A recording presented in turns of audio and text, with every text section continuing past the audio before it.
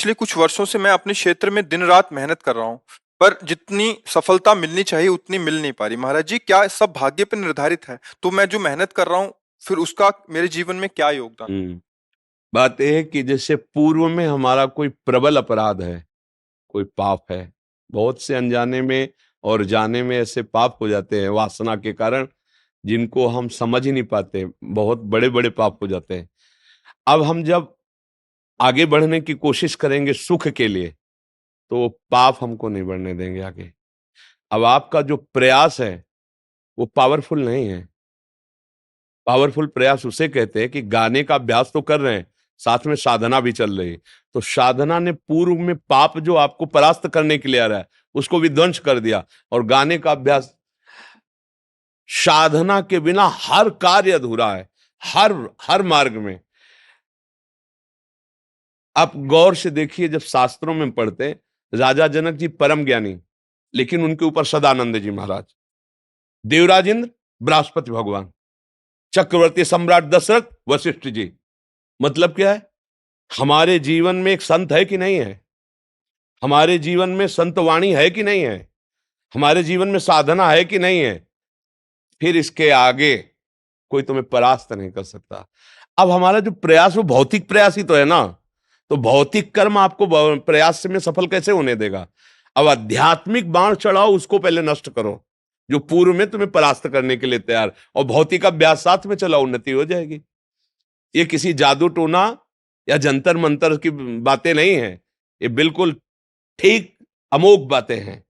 यदि तुम्हारा पूर्व का प्रारब्ध तुम्हें परास्त करने आया है, तो भौतिक प्रयास से तुम उसको परास्त नहीं कर सकते। उसके लिए आध्यात्मिक प्रयास चाहिए, और आध्यात्मिक प्रयास जो गुरुजनों की वाणी, गुरुवाणी है, नाम है, साधना है, पवित्रता है, अभी अभी अभी सब कार्य हो जाए। अर्जुन जी में और धनुर्धरों में बड़ा अंतर क्यों पाया गया? जैसे दुर्योधन, दुशासन आदि, इनकी भोग प्रधान वृत्ति थी, और अर्जुन की योग प्रधान वृत्ति थी। द्रोणाचार्य जी ने देखा तब सबसे कहा, कभी अर्जुन के भोजन के समय अंधेरा नहीं होने देना। तो किसी ने इस रहस्य को नहीं समझा। अचानक एक दिन दीपक बुझ गया, और अर्जुन का ऐसे कवल गया। अभ्यास, अच्छा, मतलब बिना देखे भी निशाना भेदा जा सकता है अभ्यास से। शुरू हो गए, और साथ में साधना और आश्रय उनके जीवन में श्री कृष्ण। तो विजय श्री उनके चरण चूमती, सर्वश्रेष्ठ धनुर्धर। और साधना भौतिक ऐसी कि एक चिड़िया टांगी गई परीक्षा के लिए, युधिष्ठिर जी को दिया गया, बोले चिड़िया की गर्दन उतारनी है। अब तुमको क्या दिखाई दे रहा है? हम दिखाई दे रहे हैं, वृक्ष दिखाई दे रहा है। बोले हाँ गुरुदेव, आप भी दिखाई दे रहे हैं। बोले रख दो धनुष, रख दो, चलो। सबसे, किसी को डाल, किसी को अर्जुन को खड़ा किया, लक्ष्य वेदना है। क्या दिखाई दे रहा है? हम दिखाई दे रहे हैं? नहीं। वृक्ष नहीं, डाल नहीं, चिड़िया नहीं, तो दिखाई क्या दे रहा है? केवल गर्दन। छुर धारा से तत्काल उसको उड़ा दिया। ये अभ्यास है, खान पान का संयम, साधना, भगवान का नाम जप आदि, और अभ्यास। तो वो हमारे सुकृत बढ़ते हैं, और सुकृत प्रकाशित हो जाते हैं। देखा जाता है, कल एक आदमी बहुत ही निम्न स्तर का जीवन व्यतीत कर रहा था, आज वो राजा महाराजाओं जैसा जीवन व्यतीत कर रहा है। तो क्या हुआ? उसके सुकृत बढ़े, और पूर्व के सुकृत मिल गए, आगे बढ़ गया। बोले बने तो थे कुछ दिन के लिए बने थे, फिर तो उसके सुकृत उठे, पापों ने परास्त कर दिया, फिर वही आगे। सारा खेल सुकृत और दुष्कृत का है, और इन दोनों पर जो शासन कर सकता है वो भजन है, सुमिरन है। इस पर कोई ध्यान नहीं दे रहा। हमारे पास कवच भी भजन बनता है, और बाण भी बनता है। तुम्हारी आने वाली विपत्ति, आने वाले शत्रु स्वरूप पाप कर्म को वो नष्ट करता है, और कवच की तरह सुरक्षा करता है। नाम जैसा अंगरक्षक कोई त्रिभुवन में नहीं। अगर तुम्हारी जिह्वा पे नाम, प्रहलाद जी से यही पूछा उनके मित्रों ने, तुम्हें आग में जलाया जाता है, तुम्हारे ऊपर सांप छोड़े जाते हैं, विष पिलाया, तुम्हें कुछ होता क्यों नहीं? तो वो यही कहते हैं कि मेरी जिह्वा पे हर समय हरि हरि हरि ऐसा नाम चलता है, तो मैं देखता हूं मैं हरि की गोद में हूं। भगवान का बल लिए बिना इस संसार में विजय अधूरी है, विजय होने पर भी वो अधूरी है। इसलिए प्रार्थना है कि आप गुरुवाणी पढ़िए, गुरुवाणी सुनिए और नाम जप कीजिए, तो आप देखेंगे कि आपको बल तो मिले ना। भौतिक बल से आप पूर्व प्राप्त प्रारब्ध को नहीं काट सकते, ये पक्का सो। उसके लिए आध्यात्मिक बल चाहिए, भागवतिक बल चाहिए, निश्चित बदल जाएगा। हम कोई पशु थोड़ी कि प्रारब्ध ही भोग भोगने के लिए पैदा हुए हैं। नहीं, हम नवीन प्रारब्ध की रचना करेंगे। भजन बल से, गुरुजनों के बल से हम नवीन प्रारब्ध रचना अपना करें। नहीं फिर क्या, हम में पशु में अंतर क्या रह गया भैया? जो प्रारब्ध में लिखा वही भोगेंगे, फिर अंतर क्या रहेगा? अरे हम तो भगवत प्राप्ति कर सकते हैं, हम तो नारायण बन सकते हैं, ब्रह्म बन सकते हैं, हम भूत बन सकते हैं, हम नारकी नाली के कीड़ा बन सकते हैं। बनना क्या चाहते हैं?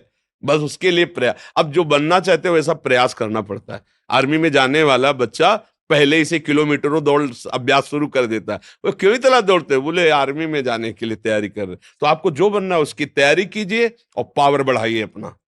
आध्यात्मिक पावर के बिना कोई कहीं सफल नहीं हो सकता, पक्का।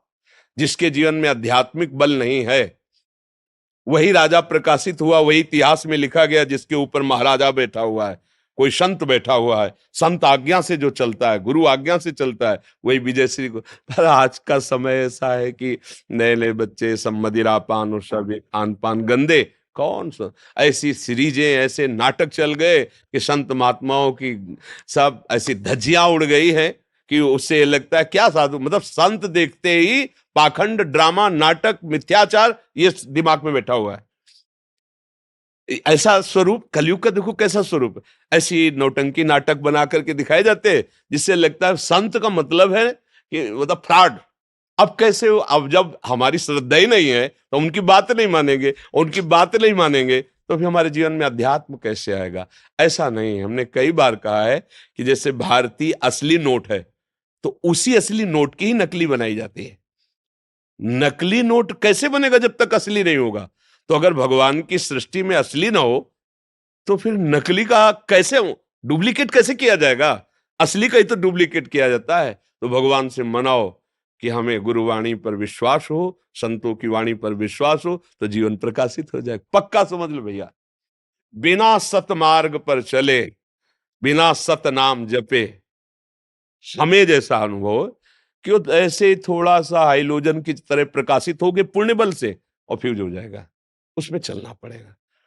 जैसे आप आए, ये आपका पुण्य बढ़ा, आपने भावना की ना संत दर्शन के लिए जा रहे हैं, भगवान के धाम आए, ये पुण्य बढ़ा आपका। अब जैसे किसी का काम बन जाए और बोले बाबा के पास गए, कुछ नहीं, चमत्कार बाबा का नहीं है, ये तुम्हारी श्रद्धा का है।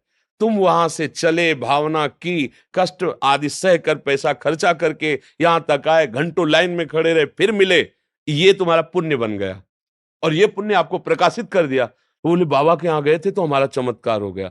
हमारी बात नहीं है इसमें, तुम्हारी बात है। तुम्हारी प्रबल श्रद्धा, तुम्हारा भाव, तुम्हारे सत्कर्म बढ़े, सद्भाव बढ़ा, तुम्हारी उन्नति हो गई। संत का चमत्कार तभी तुम्हें समझ में आएगा जब तुम्हारा भाव ठीक होगा। और भाव ना ठीक हो तो दृष्टि में ऐसा पाखंडे चल रहा है, अब और अपराध बला और खंडक में गिरने का रास्ता बन गया। तो अच्छे भाव वाले बनो और भगवान पर भरोसा रखो। वो जहां हमें जैसे पहुंचाना चाहेंगे पहुंचा देंगे। अगर वो हमें मिल गए ना तो सबसे बढ़िया बात बन गई। यहाँ वाहवाही कितने दिन किसी की बराबर नहीं चली है, किसी की बराबर नहीं चली है। चंद दिनों की बात है। इस वाहवाही के लिए इस जीवन को बर्बाद न कर दे। ये भी मिलेगी, फ्री मिलेगी यदि इधर चल दोगे। खास बात सब, इधर चलोगे वाहवाही के लिए, वाहवाही में लोगों ने अपनी हत्या कर ली, प्रयासरत रहे, एक जगह बहुत सफलता पाई और दूसरी जगह एकदम जीरो पे पहुंच गए। अब उनको जिया नहीं जा रहा कि अब कैसे लोगों को मुंह दिखाएं। ये हम घटना बता रहे हैं। फिर उन्होंने आत्महत्या, बहुत नामी पहलवान थे जिसको परास्त कर, उनसे कम वजन वाले ने उनको परास्त कर दिया। वो रो रहे, वो सह नहीं पाए। अब मैं कैसे, ये वाहवाही अच्छी नहीं। और आप भगवान की तरफ चलिए तो ये वाहवाही आपके चरण चूम लेगी। सच्ची मानना, अपना प्रचार करने से जो प्रचार होता है उससे पुण्य नष्ट होते हैं, और जो भगवान के होकर उनका, तो उनका जो किया होगा वो सत्य होगा और ऐसे बढ़ते चले जाओगे। कोई परास, आज हम यश गाते हैं महापुरुषों का, मतलब वो गए नहीं है, यश रूप में आज विराजमान उनके चरित्र गाते हैं। क्यों? क्योंकि उन्होंने सत्य। कौन चरित्र गाएगा? अपने लोगों को कौन चरित्र गाएगा? क्योंकि चरित्र है ही नहीं तो क्या है, केवल प्रयास वाहवाही का है, तो हमारे पास पावर क्या है? इसलिए सच्चाई से चलोगे ना, तो कुछ हो या ना हो, जो होना चाहिए वो हो जाएगा। और वो ऐसा होना है, उसके होने के बाद कुछ फिर जरूरत नहीं रह जाती, वो सब कुछ हो जाता है। समझ रहे? जिसके पाने के बाद कुछ पाना बाकी नहीं रहता, जिसके जानने के बाद कुछ जानना बाकी नहीं रहता, वही इस मनुष्य शरीर में पाना चाहिए। सब कुछ हो जाएगा। उन्हीं की कृपा से सरस्वती की बुद्धि चलती है, उन्हीं की कृपा से गंधर्व और विद्याधर गान और नृत्य का सुख बरसाते हैं।